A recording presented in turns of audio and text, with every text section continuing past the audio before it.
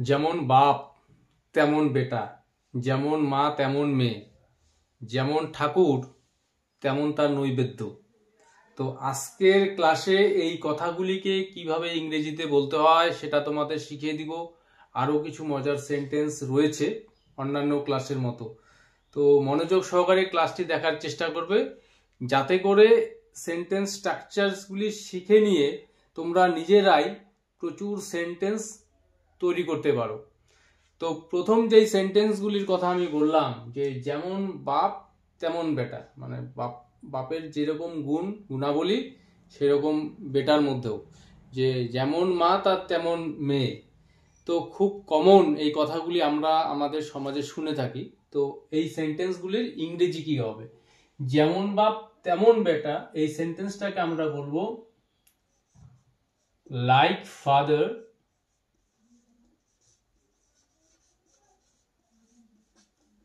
Like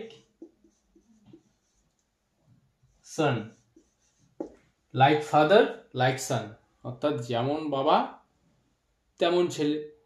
তো এই স্ট্রাকচারকে apply করে যেমন মা তেমন মেয়ে, তো এই সেন্টেন্সটাকে আমরা বলবো লাইক মাদার লাইক ডটার।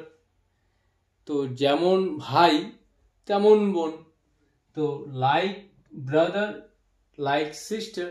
যেমন শিক্ষক তেমন ছাত্র, লাইক টিচার লাইক স্টুডেন্ট। তো তোমরা ইজিলি সেন্টেন্সগুলি তৈরি করতে পারবে, খুবই সহজ। তো পরে আরেকটি সেন্টেন্স স্ট্রাকচার রয়েছে, খুবই গুরুত্বপূর্ণ, মনোযোগ সহকারে দেখার চেষ্টা করবে, যে তোমার বলা হয়েছে কিনা, তার খাওয়া হয়েছে কিনা, তাদের দেখা হয়েছে কিনা। তো এই কথাগুলিকে আমরা অন্যভাবেও বলে থাকি, যে তোমার বলা হয়েছে কিনা বা তুমি বলেছো কিনা কথাটা একরকম, বাট তোমার বলা হয়েছে কিনা কথাটা আরেক রকম, যদিও প্রায় সেম অর্থই প্রকাশ করে। কিন্তু কথাটাকে যখন আমরা এভাবে বলবো যে তোমার বলা হয়েছে কিনা, তোমার খাওয়া হয়েছে কিনা, তো এই কথাগুলিকে আমরা ইংরেজিতে কিভাবে বলবো? যে তোমার বলা হয়েছে কিনা, এই সেন্টেন্সটাকে আমরা বলবো are you done, are you done speaking, are you done speaking or not, are you done speaking or not, তোমার বলা হয়েছে কিনা। তো এই স্ট্রাকচার অনুসারে তার লেখা হয়েছে কিনা, এই সেন্টেন্সটাকে আমরা কিভাবে বলবো? তো এখানে সাবজেক্ট সে, তার লেখা হয়েছে কিনা, তো এখানে বি ভার্ব আমরা শুরুতে নিয়ে আসবো is, he or she, is he done writing or not, is it done writing or not, তার লেখা হয়েছে কিনা। তাহলে এই কথাগুলিকে ইংরেজিতে বলার সময় যেই সেন্টেন্স স্ট্রাকচার আমাদেরকে অ্যাপ্লাই করতে হবে, শুরুতে আমরা নিয়ে আসবো একটি বি ভার্ব, তারপর নিয়ে আসবো আমরা সাবজেক্ট, তারপর এখানে ডান, আফটার দ্যাট যেই ক্রিয়াটার কথা আমরা বলবো সেই ভার্বের সঙ্গে আইএনজি অ্যাড করব, যে তার লেখা হয়েছে কিনা। ইজ হি ডান রাইটিং, তো এখানে ক্রিয়া হচ্ছে লেখা, এই ভার্বের সঙ্গে আমরা আইএনজি অ্যাড করব। Is he done writing or not, তার লেখা হয়েছে কিনা। তো তাদের খাওয়া হয়েছে কিনা, তো এখানে সাবজেক্ট তারা, তো তারা দে, এই যে প্রোনাউনের সঙ্গে আমরা বিভার্ব আর ব্যবহার করি, তো এখানে শুরুতে আমরা বিভার্ব নিয়ে আসবো আর, অর্থাৎ যেই প্রোনাউনের সঙ্গে যেই বিভার্বটা আমরা ব্যবহার করি সেই বিভার্বকে সেন্টেন্সের শুরুতে নিয়ে আসবো। Are they done eating, are they done eating or not, are they done eating or not, তাদের খাওয়া হয়েছে কিনা। তো এই স্ট্রাকচারকে ফলো করে এই জাতীয় প্রচুর কথা রয়েছে, সেই কথাগুলিকে তোমরা বলার চেষ্টা করবে। তো আশা করি এই সেন্টেন্স স্ট্রাকচারটি তোমাদেরকে বোঝাতে পারলাম। এরপরেও যদি কোনো প্রশ্ন থাকে তোমরা অবশ্যই কমেন্ট করে জানাবে। তো নেক্সট আরেকটি সেন্টেন্স স্ট্রাকচার এখানে রয়েছে, যে তোমাকে দেখতে নায়কের মতো, তাকে দেখতে নেতার মতো, মেয়েটা দেখতে তার মায়ের মতো, বা মেয়েটার চোখগুলি তার মায়ের মতো। তো এই কথাগুলি আমরা কিভাবে বলবো? যে তোমাকে দেখতে নায়কের মতো, তো এই সেন্টেন্সটাকে আমরা বলবো ইউ লুক। তো এখানে এই যে লুক ভার্বটি, লুক সাধারণত আমরা তাকানো অর্থে ব্যবহার করে থাকি, কিন্তু একাধিক অর্থ রয়েছে দেখতে। তো অর্থাৎ এখানে যে লুক ভার্বটি আমরা ব্যবহার করব, এর মিনিং হচ্ছে দেখতে। তো you look like A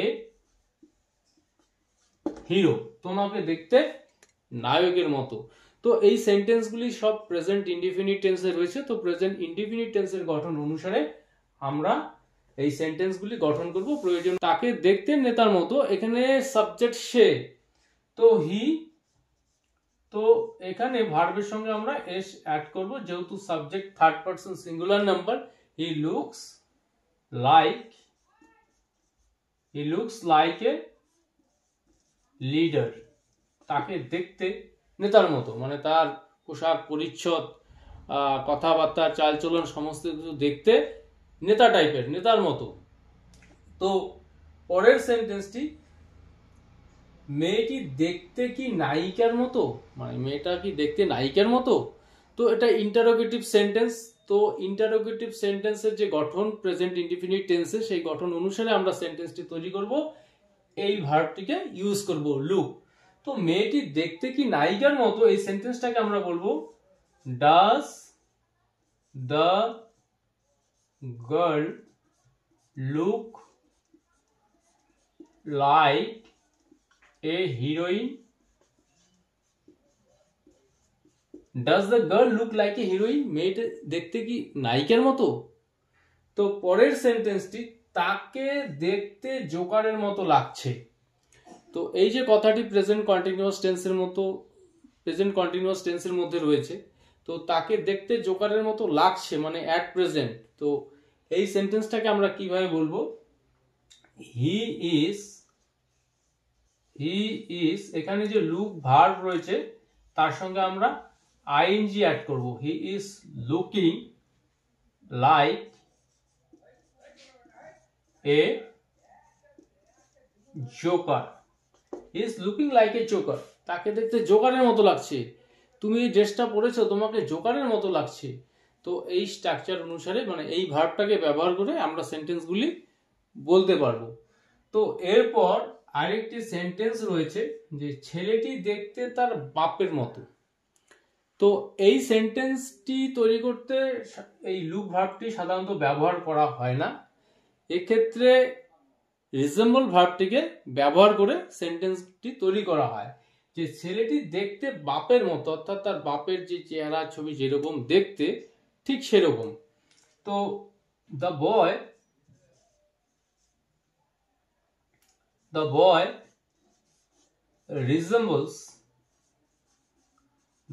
resembles his father, ছেলেটাকে দেখতে তার বাবার মতো। তো the boy looks like his father, যদি এভাবেও সেন্টেন্সটাকে বলা হয় হয়তো সেম মিনিং আসবে, বাট এই সেন্টেন্সটি এই রিজেম্বল ভার্বটি ব্যবহার করেই সাধারণত বলা হয়ে থাকে। The boy resembles his father, ছেলেটা দেখতে তার ঠাকুরদার মতো। The boy resembles his grandfather, মেয়েটি দেখতে তার মায়ের মতো। The girl resembles her mother, the girl resembles her গ্র্যান্ডমাদারের মতো দেখতে। তো এই স্ট্রাকচার অনুসারে, অর্থাৎ রিজেম্বল ভার্বটিকে ব্যবহার করে তোমরা এই সেন্টেন্সগুলি তৈরি করবে। তো লাস্ট এখানে আরেকটি সেন্টেন্স রয়েছে, তোমার চোখগুলি তোমার মায়ের মতো।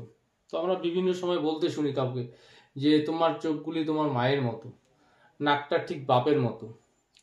স্পেশালি বাচ্চাদের ক্ষেত্রে আমরা বলে থাকি যে বাচ্চা এই চোখগুলি ঠিক মায়ের মতো চোখগুলি পেয়েছে, মায়ের মতো চোখ বা চোখগুলি মায়ের মতো পেয়েছে, এইভাবেও কথাটাকে আমরা বলে থাকি, মানে সেম মিনিং।